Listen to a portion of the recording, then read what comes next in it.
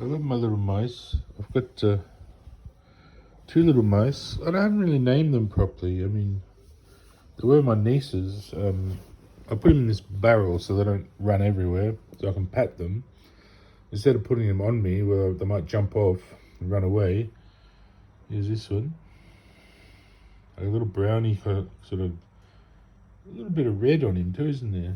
And a little white brown one. I think they're both girls, and they've had their tails chopped off, so I'm waiting for their tails to grow back. That's my, once they're grown back, I'll let them back out in the wild or something. I'm just nursing them while their tails, see their tail, they don't have a tail? It got chopped off, see there? I think they're little girls, is that a vagina? I think it's a vagina, isn't it? Yes. So a couple of girls, so they don't, reproduce. They were my nieces, and she didn't really want them anymore. I think she's just too busy with her friends and didn't want the responsibility and all that sort of, at home while she's at school, probably worries about them and stuff. So, yeah, she gave them to me indefinitely. So I haven't really named them. I suppose I did sort of give them a funny name. I can't remember what it was now. Something like, I had a funny name, but I've forgotten. So I don't think you need to name mice that much anyway, especially if you have a whole lot of them. If you have boys and girls and you got a big pen and you're raising them all and they're all reproducing, well, how would you name them all if they look similar, But this one I call this one Spiffy, and that one Spiffy and Miffy. There we go, Spiffy and Miffy. So this one's Spiffy, that one's Miffy. I gave him a bit of apple and peach. I'm going to make an apple and peach crumble later. I just had the idea. I've got some green apples too and some peaches. So that'll be nice. I might do a little video. But I don't know why I put on that Indian accent. There must be Indian security in here watching me or something. So I put on Indian accent. It's like I'm relating to India or Paki or something. Anyway. But yeah, they're in there. They've done a few little spots, some little weaves on my old T-shirt. That's my old Mr. Perfect Mental Health Manpower T-shirt I got from Sydney. I was in a group called Mr. Perfect and Mental Health Mate. And it was a mental health group for men. We just meet in the park, have a barbecue. But yeah, I didn't really meet any good friends through that. I thought I might have, but some of them sort of in the military, and they sort of had the attitude that you give people drugs for amusement. I didn't like that conversation, so I left. I think it's a bit cruel to give people drugs and laugh at them, spinning out and going crazy. And apparently, I do that in the military for amusement. Some of these cowboys, so I said, "Nah, I'm going." So yeah. Anyway, they weren't all like that, but there was a few of them laughing about it. I'm like, oh, I can't even laugh about this sort of rubbish. So. They're in mental health, they're laughing about that, pretty sick. But yeah, these are my little friends. I'd say if you don't have many friends, I have a few friends. They're nice friends. We don't see each other that often though, so I like having, these make good companions, little mice they're easy to look after. You just stick them in a cage, a bit of food and just clean it up, all the poo in that. So you drop bits of little black pellets. If you don't feed them a lot, you just give them a little bit of a morning and night, then you only need a little bit of food morning and night. They'll probably just sleep most of the day. Just as long as the cage is nice and roomy and comfortable. And I've got this one up here, which has got some little things for them to climb through and some little sort of other things. But what I do to break it up a bit, I've got my outside one as well with the natural habitat in it. It's got sort of water and rocks and things for them to walk around in, and you could get quite a big aquarium, and like even one that size, a fish tank, put rocks and things in it, a little bit of water on the bottom for them to drink and that, make a little pond for them to wash themselves in, and some natural grass in there to grow. They'll eat that, and some hay and even a little bed, make a little bed up for them. Something like that would be ideal for like a little family of mice. You could have them in just one of those, without the water, of course, just a little bit of water in the bottom. But yeah, there's heaps of options you can do. If you don't want fish, You get little lizards or mice or any little rodents, or we associate them as bad animals because they breed up and become plagues. But what that is the animal kingdom trying to survive. So these are the little heroes. These are the heroes, the little mice. They're the ones that make the animal kingdom survive, and they're then what makes nature survive and what makes us survive. So these little animals here are our heroes, our saviors, as much as Jesus or anyone else, like these are the ones that are doing the hard work to survive, to save our planet and save us. So when they're in plague proportion is because they have to build up enough of them to survive all the predators and the extinction of our ecosystem. So if that ecosystem gets extinct, well, goodbye us too, So these little animals are out there sending signals to everything, little bugs and everything, go out and do all this stuff and do all that. I'm sort of part of that too because I understand it now. That's why I'm sort of married in a way all the animal kingdom. I knew they were the real rulers of the earth, the meek. So the meek understand God. They understand the need for God and why it's important. And God is like the bond of the living spirit between us all that relates peacefully, lovingly. And there's no reason for anything else. Don't need warfare. We don't need it. If you just love each other and you just come to understand that you can suffer for each other like Jesus did. You can sit and suffer and say, well, until I feel better, I'll suffer for this person that's not well or irritated. I'll take that burden on, and then I'll become stronger and I'll walk away a hero or a stronger person. And that's what animals do for us every day of their lives. So I do it for them too. I take a bit of time to take care of them, and these two had their tails chopped off, so I'm going to look after them until they grow back. And they might blob out real big and fat before that, and then the tail will start to grow out. But they're having their little bit of peach now. They've settled down. I think that little white one had a little bug in its head, so I gave him a little hold so it would use its willpower to go escape, and then it would push the bug out. I don't like these electronic bugs and things. They really upset their thinking, these little animals, and they shouldn't have them around, these electronic bugs bugging us. They've been trying to send them into my body. They shouldn't, because they're a foreign body. And I reject them straight away, and it makes me cough and splutter, and I have to cough them out of my body. And I like all my body perfect and pure, normal. So I don't want anything changing it, or any cyber bugs or any sort of cybernetic things on me or anything. I like to just feel like I'm free. That's why I'm a Superman, because that's my freedom, being a Superman. I like to feel free, just to be able to put up with the elements and be able to feel free enough to do anything I want. I'm a good person, so that doesn't matter. I've proven that going to heaven.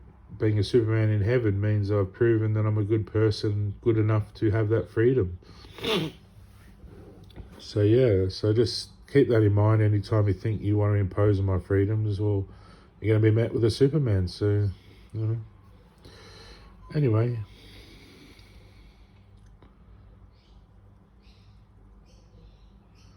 I like just watching their little mannerisms, and they're always looking up to get out, but in a way they're happy where they are. I think they know in there they're safe. They're safe from predators, and most of the times it's birds that eat mice. Owls and things, and of course snakes and cats and all that, foxes, and so they are a very important thing to breed up. That's why they breed rapidly, because they are actually quite a food source for a lot of different animals, so and they know that's their role, so they have a lot of babies. But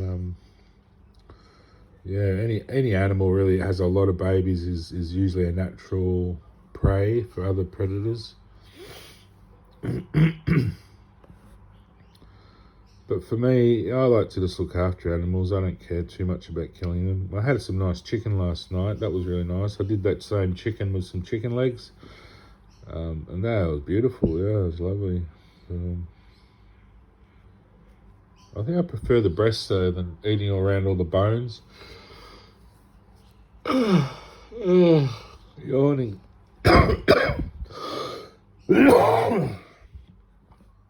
Be nice if one day though we don't have to eat each other. We can just have fruits and vegetables, and the forests are all back to normal. Nothing worse than being wounded. The whole planet's wounded. It's sitting there suffering and smoking away and hurting and hot and dry, and that's why it gets hot. It's a natural resolution to what we're doing to it, saying, well, if you're going to do that to me, I'm going to heat you up and burn you and cook you, if you're going to hurt me. So yeah, that's what the planet does to teach us a lesson, doesn't it? So if you're out there getting burnt right now, go plant some trees. Anyway, I would do it. I don't have the money. I don't have any money. I'm $5 under in my bank account. Trying to get a job. I've got a few things on the horizon, but maybe see what happens. But even then, you get busy working. Who's got the money to do anything once you're working?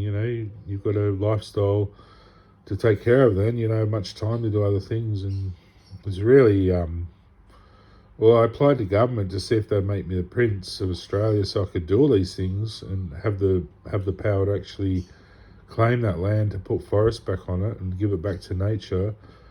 Give it back to the natural reserve, because really we don't need all these things for ourselves, for our homes.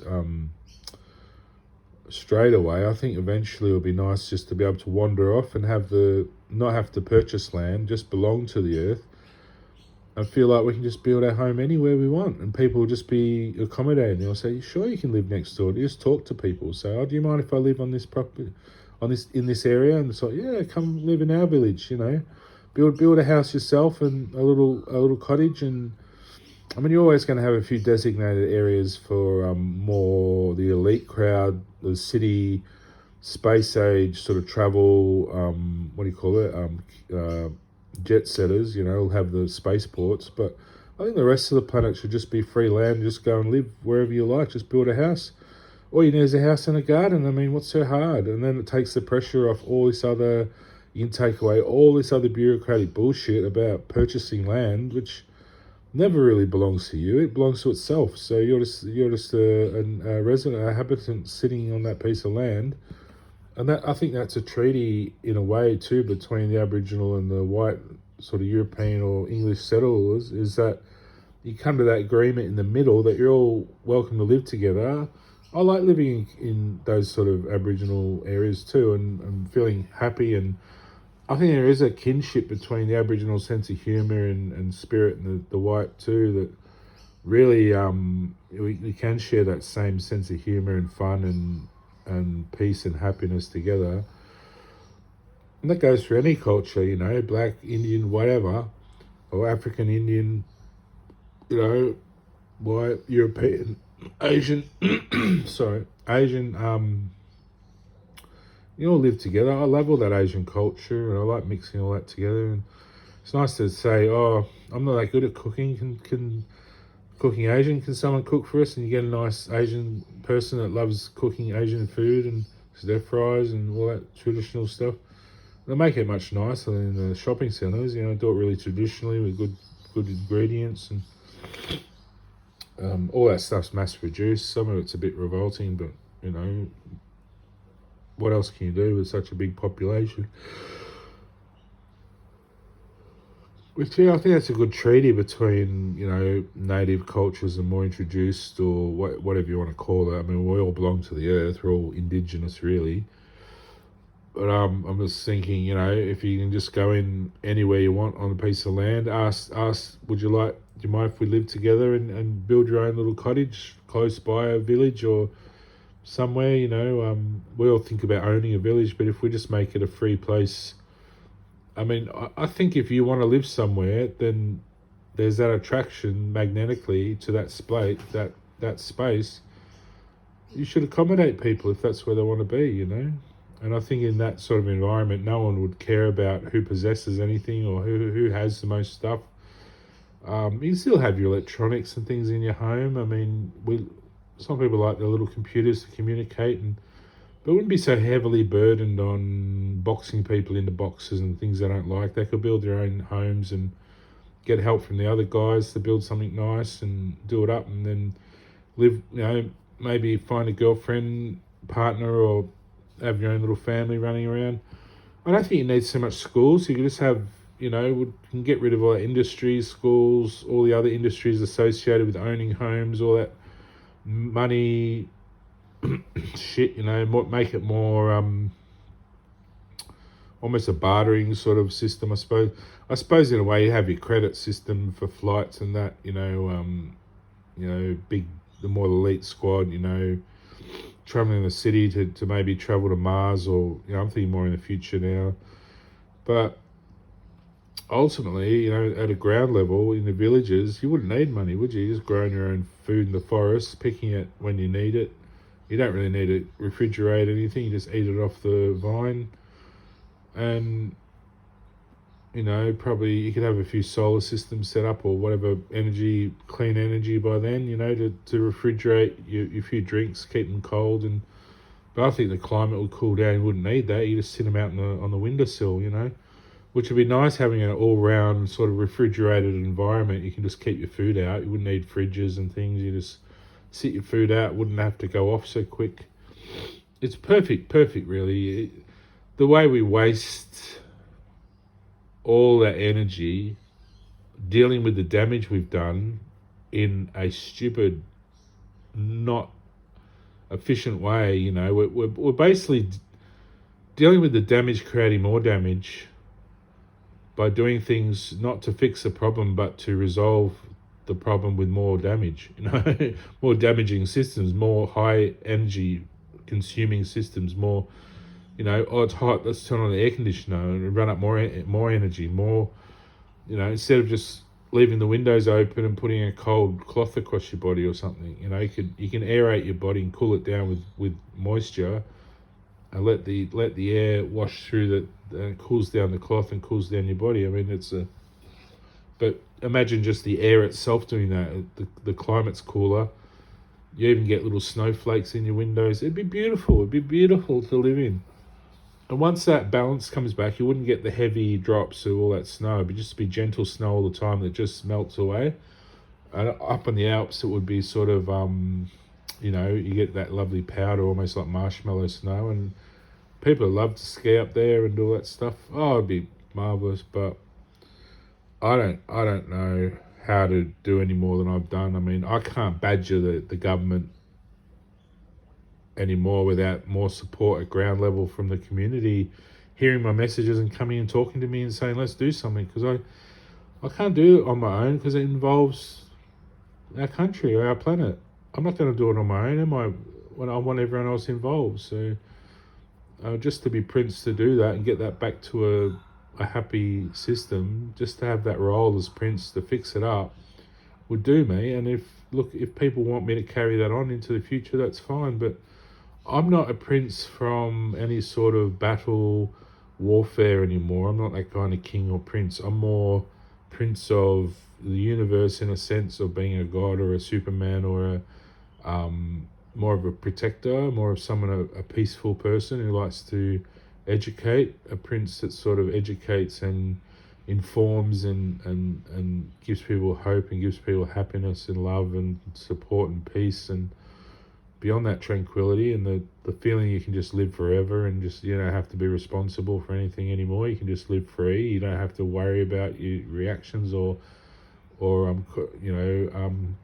consequences, because you've proven you're a good person to the earth and it will accept you. And there's no reason you can't live forever. I mean, the reason we die and reborn is we're born into a warfare environment where we keep living and dying. Before all that happened, we just used to live forever, just about. Sometimes things would happen, we'd pass away, but usually it was by our choice. We'd think, right, it's time just to start off again, But honestly, you live for thousands and thousands of years in one life. There's no reason why we really can't do that, other than we've stuffed up our environment, If the environment protects us and nurtures us, you can just live as long as you want. You just keep progressing your life. And if you do pass away, usually you come out somewhere else before you die. And that's what happens with superpower. You can rebirth yourself before you die. So you sort of meet yourself halfway and then walk off. You sort of transfer your consciousness. So you don't have to feel like your life's going to end and you have to live in fear all the time. it's almost like glory living in, so, and that's a reality. It's not just something I'm making up. I do remember that's how we used to live before this whole assault on our world. So wherever it come from, some alien race, or whether we just turned on each other, or whatever happened, I think the times are changing. There's a need for change back to those ways, those older ways of not just relying on this technology and wires and things to entertain us, but we need more,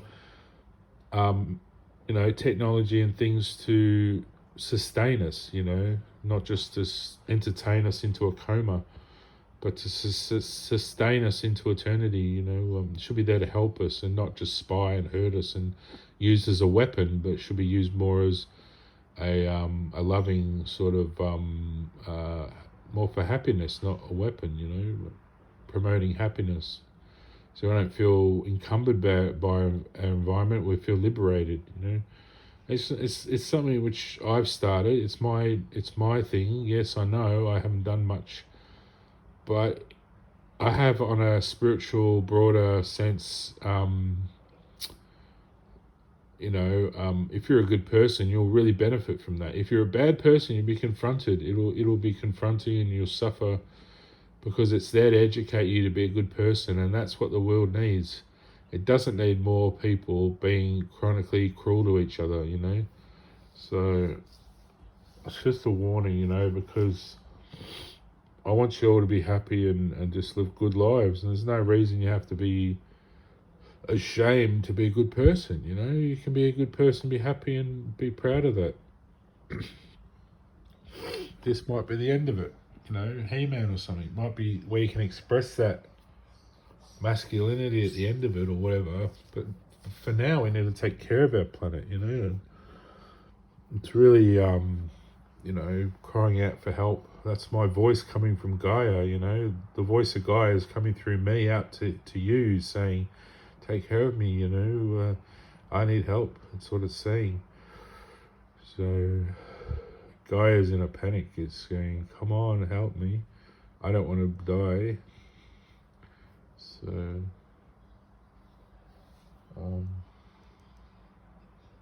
anyway, I'll leave you be. Have a good day. I better go feed me fish.